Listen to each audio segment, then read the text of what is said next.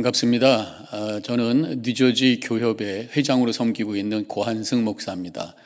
또 제가 섬기고 있는 교회는 잉글우드에 있는 뉴저지 연합교회를 섬기고 있습니다. 제가 이번에 처음으로 설교를 하게 되는데 그 이유는 앞으로 이 특별 새벽기도회 전체 진행에 대해서 제가 설명하고 또 인사하기 위해서 제가 처음으로 이렇게 나오게 되었습니다. 이번에 우리 뉴저지 교협에서 주관하는 특별 새벽기도회, 연합으로 하는 이 새벽기도회에 두 가지 목적이 있습니다. 첫 번째 목적은 이번에 주제가 회복과 연합이에요. 여러 가지 이 팬데믹으로 말미암아 어려운 가운데 있는 우리 교회가 함께 연합하고 그래서 영적으로 회복할 수 있는 기회가 되기 위해서 함께 기도하는 시간을 갖기를 원했습니다. 혼자 있을 때는 어렵지만 함께 있으면 힘이 될 수 있습니다. 어려울 때일수록 우리 교회가 함께 있다고 하는 것, 우리 성도들이 함께 있다고 하는 것을 서로 확인할 때에 거기에 큰 은혜가 되고 격려가 될 줄로 믿습니다. 제가 다른 교회에서 목회할 때에 80대 되는 할아버지께서 20세 연하의 할머니하고 결혼을 하셨어요. 몇 년 결혼 생활 하시더니 새벽 기도 끝나고 한 말씀 하셨는데 우리가 다 그냥 아주 꼬꾸라졌습니다. 그분의 말씀은 혼자서는 외롭고 둘이서는 괴롭다 그렇게 말씀하시더라고요. 인간 관계 속에서는 이럴 수가 있다고 하는 것을 우리는 생각하게 됩니다. 그러나 우리가 거룩한 일을 위해서 우리 성도들이 연합하고 교회가 하나 될 때에 함께 할 때에 거기에 능력이 있고 힘이 있고 더 풍성한 은혜가 넘치게 될 줄로 믿습니다. 성경 말씀에도 보면은 전도서 4장 12절에 한 사람이면 패하겠거니와 두 사람이면 맞설 수 있나니 세 겹줄은 쉽게 끊어지지 아니하느니라. 이번 연합을 통해서 더 큰 하나님의 은혜와 성령의 능력을 체험하고 그래서 우리를 도전하는 모든 것들을 이겨내며 회복의 은혜를 체험하는 복된 시간이 되시기를 축원합니다. 교회는 한 교회가 개교회뿐만 아니라 모든 교회가 하나님의 교회죠. 그래서 우리가 사도신경을 고백할 때에 그 뒷부분에서 거룩한 공회를 믿는다는 그러한 고백을 하고 있습니다. 거룩한 공회, The Holy Universal Church라고 이렇게 영어로 번역이 되고 있는데 모든 교회가 하나님의 교회라고 하는 것이에요. 이번에 이 사순절 특별 새벽 기도를 통해서 우리 교회만 교회가 아니라 우리 모두가 교회라고 하는 것을 다시 한번 확인하고 체험할 때에 더 큰 은혜가 우리 가운데 임하게 될 것이고 우리 하나님께서 큰 영광 받으실 줄로 믿습니다. 이번 특세에 33분의 목사님들께서 말씀을 전해 주셔요. 이번 기회에 말씀 듣는 것에서 끝나는 것이 아니라 그 목사님들과 그 목사님들의 교회를 위해서 기도하는 시간을 가지시기를 부탁을 드리겠습니다. 내 교회만을 위해서 기도했던 지금까지의 우리의 마음을 넓혀서 이제 33개의 교회 또 그 이상의 교회를 생각하면서 기도하는 그 시간이 이번 사순절 기간이 되기를 원합니다. 언제 33개의 교회를 위해서 여러분들이 기도해 보셨겠어요? 이번에 33분의 목사님들께서 말씀을 전하실 때 그 교회까지 소개가 될 것입니다. 그럼 그 목사님의 성함과 그 교회 이름을 기억하시면서 말씀이 끝나고 집회가 끝난 다음에 개인 기도나 통성 기도할 때에 그 교회를 위해서 하나님 함께하여 주옵소서. 목사님에게 능력 주시고 그 교회의 은혜 충만하게 해주시고 이 팬데믹 어려움을 이겨내며 우뚝 서게 하여 주옵소서. 이렇게 뜨겁게 기도하는 시간, 서로를 위해서 기도하는, 그래서 영적인 시너지가 만들어지는 더 큰 은혜를 체험하는 그러한 기회가 되기를 축원합니다. 자, 이렇게 한 가지 목적을 말씀드렸고 또 한 가지의 목적은 이 연합 특세를 통해서 우리 성도님들의 영적인 훈련의 시간이 되기를 원하는 것입니다. 원래 각 교회마다 이 사순절을 영적 훈련의 시간을 갖습니다. 이번에는 우리가 연합을 하기 때문에 또 새로운 기대감을 가지고 또 목사님 33분의 목사님의 다양한 영적인 칼날을 통해서 입체적으로 주시는 하나님의 그 은혜를 체험할 수 있는 그런 시간이 될 것입니다. 그래서 은혜 많이 받으시고 또 기도하시고 그러면서 동시에 출애굽기와 마가복음을 통독하는 시간을 갖는 것입니다. 이번에 3월 달에는 이 출애굽기 중심으로 매일 한두 장씩 우리가 읽게 되어 있습니다. 또 4월 달 2주는 마가복음으로, 그래서 출애굽기는 40장, 마가복음은 16장, 그래서 56장을 40일 동안 읽게 되니까 뭐 한두 장씩 이렇게 매일 읽게 되는 거잖아요.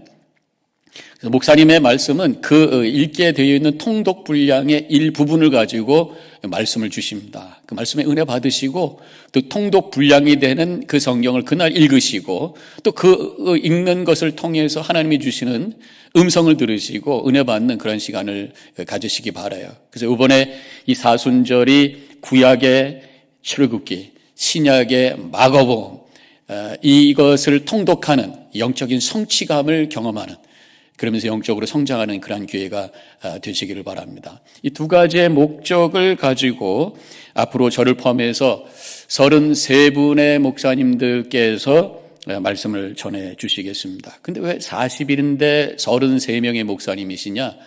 매주 토요일은 각 교회 중심으로 기도회를 하시라, 새벽 기도회를 하시라는 의미에서 토요일 날은 영상을 올리지 않겠습니다. 윗데이에는 6일씩 이 사순절 기간 동안 매일매일 새로운 목사님들의 말씀을 듣게 될 것입니다. 꼭 처음부터 끝까지 다 참여해주세요. 제가 목회하면서 보니까 특별 집회가 있을 때나 어떤 그 특별 이런 특세가 있을 때 처음부터 끝까지 참여하시는 분이 은혜 많이 받더라고요. 하나님께서 어느 순간에 어떻게 역사하실지 몰라요. 기대감을 가지시고 이 40일의 신앙의 여정을 잘 따라가셔서 하나님의 큰 은혜 받으시고 우리 목사님들이 격려를 받고 교회가 회복되는 역사가 임하시기를 주님의 이름으로 간절히 축원합니다.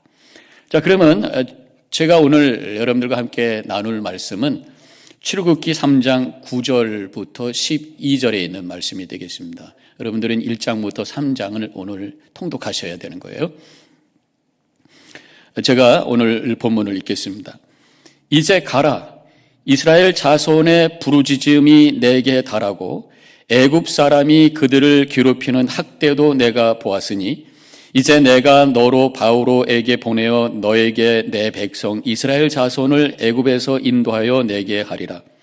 모세가 하나님께 아뢰되 내가 누구이기에 바로에게 가며 이스라엘 자손을 애굽에게서 인도하여 내리이까. 하나님이 이르시되 내가 반드시 너와 함께 있으리라.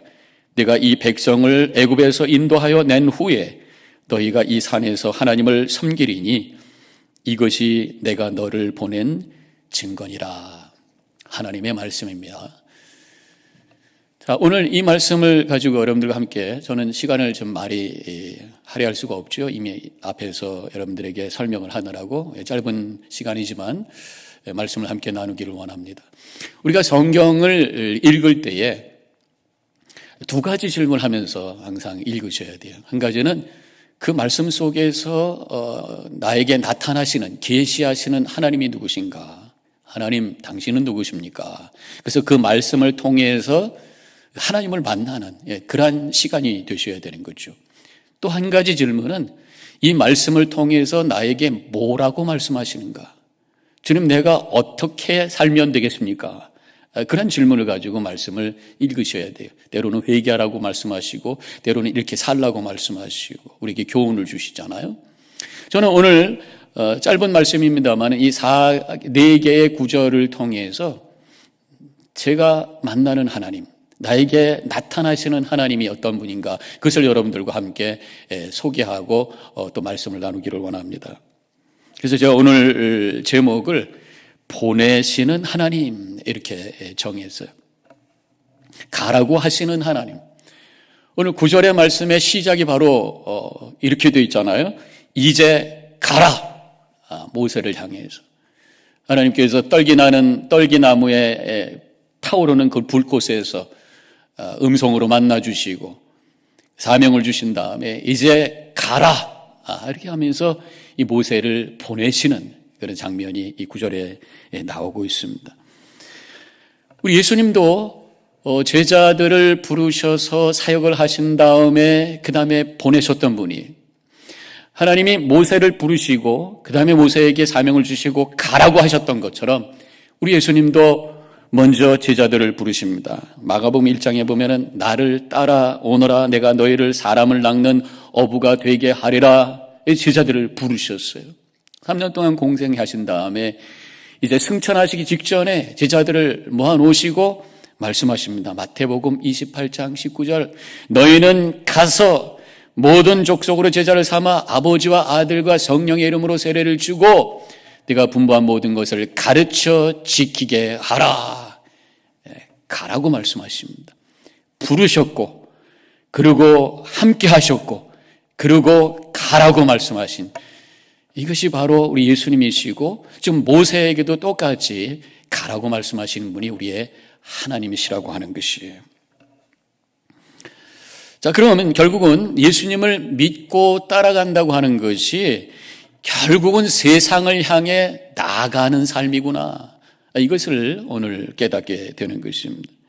복음을 전하고 하나님의 사랑을 나누고 세상을 회복하는 일을 위해서 세상에 나가서 그렇게 사는 것까지 우리의 믿음의 영역 안에 들어와야 된다고 하는 것이에요. 이 보낸다라고 하는 뜻의 단어가 뭡니까? 미션이죠. 미시오라고 하는 그 라틴어에서 보낸다라는 의미에서 나온 그 미션, 선교라는 단어가 바로 보냄을 받는다라는 의미의 단어 아니겠습니까? 그래서 우리 성도들은 하나님께서 불신 가운데 살았던 영적인 죽음 가운데 있었던 우리를 불러주시고 생명을 주시고 우리를 하나님의 백성으로 삼아주시고 더 나아가서 이제 우리를 가라, 보냄을 받은 자로 세상에 살도록 하신다고 하는 것입니다. 그래서 우리가 열심히 교회 생활하고 신앙생활하는 것에서 끝나는 것이 아니라 예배가 끝나면 오히려 그때부터 새로운 영적인 삶이 시작이 되는, 선교적 삶이 시작이 되는, 이것이 우리의 믿음의 여정이라고 하는 것입니다. 그래서 저는 예배가 끝날 때에 오히려 믿음의 삶의 시작이다, 그렇게 말씀을 드릴 수가 있겠습니다. 그런데 우리의 문제는 교회의 생활과 이 세상의 삶이 너무 단절되어 있다고 하는 거예요. 교회에서는 열심히 봉사하고 훌륭한 성도인 것 같은데 세상에 나가면 더 욕심부리고 더 악한 모습을 보이는 그런 분들도 종종 있는 것을 듣게 됩니다. 제가 목회하면서 믿지 않는 분한테 들었던 참 마음 아픈 말씀이 있었습니다. 어떤 그 모임에 갔었는데 그 모임에 교회를 안 다니시는 분이 계셔가지고 그분하고 이제 말씀을 나누면서 이제 신앙생활 하셔야죠, 교회에 가셔야죠, 이렇게 말씀을 하니까 목사님, 제가요 누구누구 말씀을 하면서 내 그 사람 때문에 그 사람 같이 될까봐 교회를 안 갑니다, 그렇게 말씀하시는 거예요. 이거 알고 봤더니 이제 서로 비즈니스를 하시는데 아마 길을 앞두고 서로 이제 길을 가운데 놓고 서로 마주보는 가게였던 것 같아요. 근데 서로 무슨 갈등이 있었는지 내가 그 사람 보니까 그 사람 같이 될까봐 내가 교회 안 가겠다고.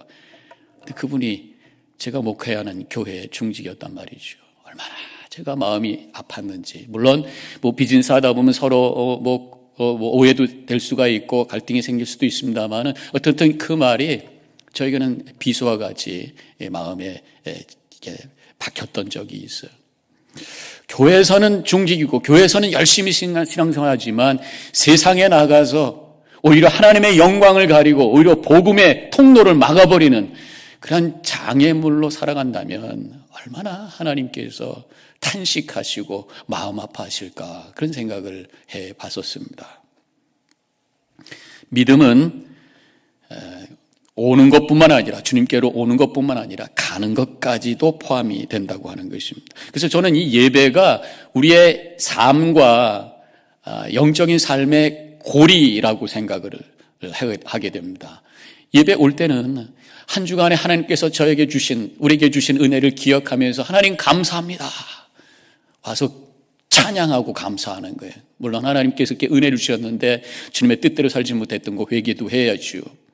그리고 예배가 끝난 다음에는 이제 말씀을 붙들고 이제 이렇게 살겠습니다. 하나님께서 보내심을 받은 자로 가라고 하신 이 세상을 향해 나갑니다. 그러고 나가는 거예요. 은혜를 고백하고 새로운 결단으로 또 출발하고 이렇게 영적인 서클 속에 살아가는 어떤 그 고리 역할을 하는 것이 바로 예배, 교회 생활이다. 그렇게 말할 수가 있는 것입니다. 이렇게 가정과 직장에서 보내심을 받은 자로 하나님 나라를 세워갈 때에 하나님께서 기뻐하시는 참된 복된 삶을 살아가게 될 줄로 믿습니다. 그렇게 살아가시기를 주님의 이름으로 간절히 축원합니다. 근데 오늘 말씀을 또 깊이 묵상을 해보니까 이 보내시는 하나님은 동시에 들으시는 하나님이시더라고요. 9절에 있는 말씀을 제가 읽겠습니다. 이제 가라. 이스라엘 자손의 부르짖음이 내게 달하고 애굽 사람이 그들을 괴롭히는 학대도 내가 보았으니. 이스라엘 자손들의 부르짖음이 내게 달했도다. 이스라엘 백성들의 부르짖음을 들으시는 하나님이시라는 거예요. 이 부르짖는다고 하는 게 결국은 기도 아니겠습니까? 예레미야 33장 3절에 보면은 너는 내게 부르짖으라 내가 내게 응답하겠고 내가 알지 못한 크고 은밀한 일을 내게 보이리라 이렇게 말씀하셨어요. 부르짖을 때에 고난 속에서 아파하면서 하나님께 부르짖을 때에 주님께서는 들어주시고 그 일을 위해서 움직이시는 분이 우리 하나님이시라고 하는 것을 말씀하고 있는 거죠. 이번 사순절에 주님 앞에 간절히 부르짖는 기회가 되시기를 축원합니다. 애굽에 묶여서 종살이하는 이스라엘 백성들이 하나님께 부르짖으며 하나님을 찾았던 것처럼 이 팬데믹 상황 속에서 두려움이라는 것에 묶여있는 여러 가지 영적으로 묶여있는 그런 삶 속에서 하나님을 향해 부르짖으며 기도할 때에 주님께서 우리의 부르짖음을 들으시고 우리에게 놀라운 은혜로 함께 하시고 우리를 회복의 은혜로 새로운 가나안 땅으로 이끌어 주실 줄로 믿습니다. 우리의 기도가 어떤 기도가 되어야 되겠어요? 주님, 내 영혼을 회복시켜 주옵소서. 주님, 우리의 기도를 우리의 교회를 세워 주옵소서. 영적으로 눌려있던 우리의 마음을 다시 한번 풀어주시고 뜨거웠던 마음 회복시켜 주옵소서.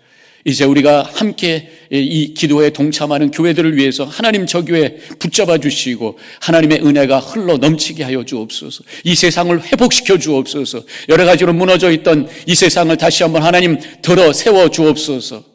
또 주변에 육신적으로 아프신 분들, 경제적으로 어려웠던 분들을 기억하면서 우리가 증보기도 하면서 하나님 부르짖으면서 저들을 붙잡아 주옵소서. 위로해 주옵소서. 하나님의 생명의 능력으로 채워 주옵소서. 부르짖는 기도 하나님 들으시고 역사하실 줄로 믿습니다.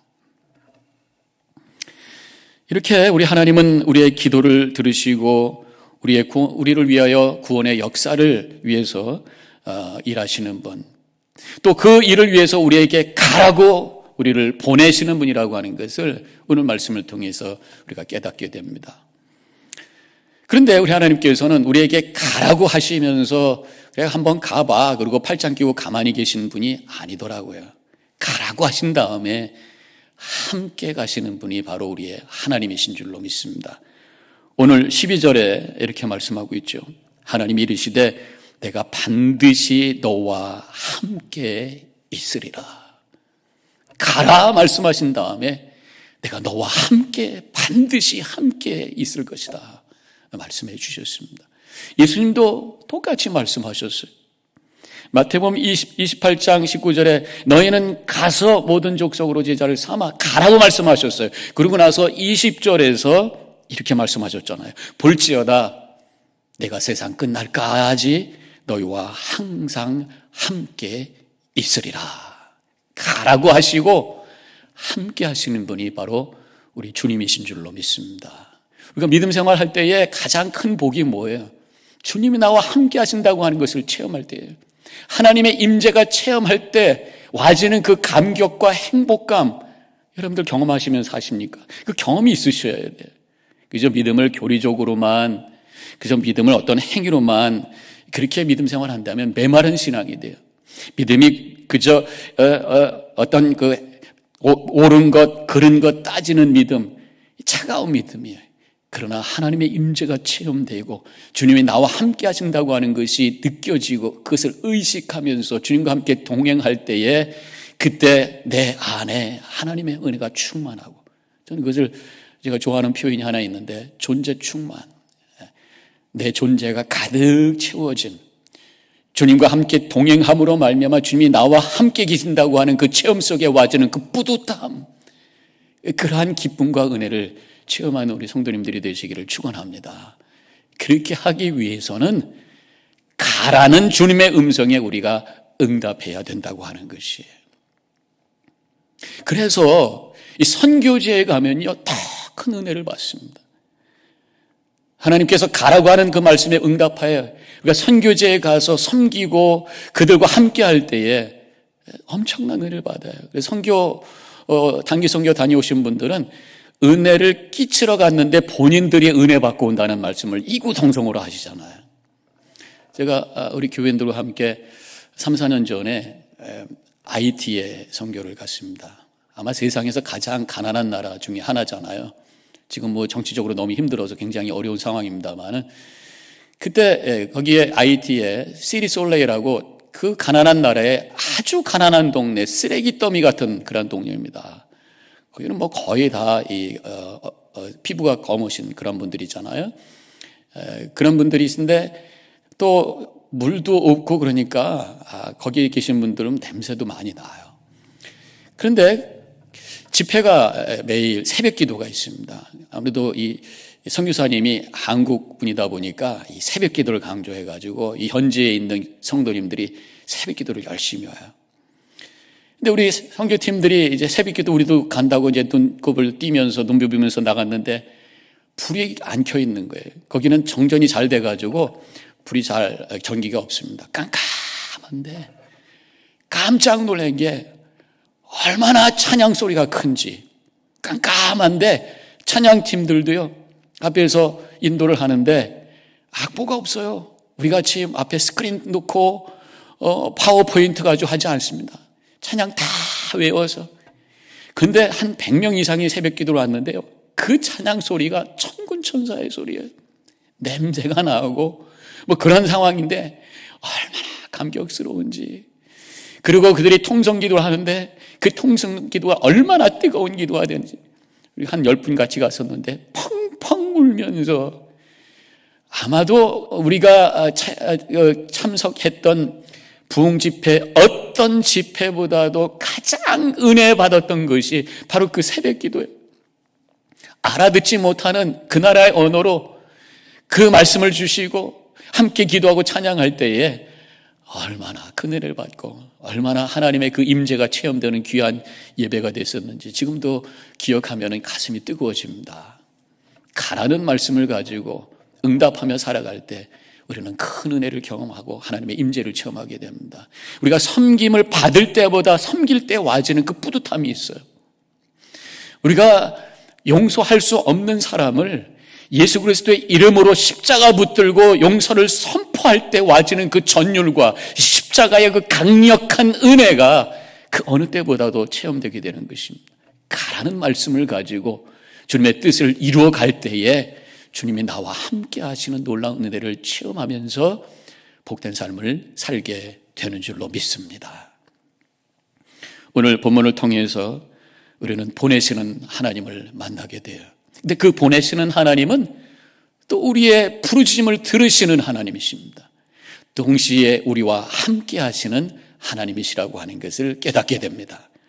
이번 사순절 기간 동안, 이 40일 동안 우리의 문제를 가지고 부르짖어 기도하는 시간이 되시고, 나만이 아닌 주변을 바라보며 중보기도 하시고 하나님의 사랑과 복음을 가지고 그들에게 다가감으로 말미암아 주님과 함께 하고 있다고 하는, 주님이 나와 함께 한다고 하는 것을 체험하는, 주님의 임재 가운데 걸어가는 복된 40일의 여정이 되시기를 주님의 이름으로 간절히 축원합니다. 기도하십시다. 하나님 감사합니다. 오늘 주신 말씀 저희들이 기억하고 이 40일의 여정을 통해 주님의 은혜를 체험하며 주님의 임재를 경험하는 복된 시간 되게 하여 주시옵소서. 성령께서 교회마다 이 40일의 여정 속에 함께해 주셔서 회복되는 역사, 하나님의 위로와 평강이 임하는 귀한 은혜가 있게 하여 주시옵소서. 주님께서 함께 하시는 귀한 사순절 될 줄 믿고 감사하며 예수님의 이름으로 간절히 기도합니다. 아멘.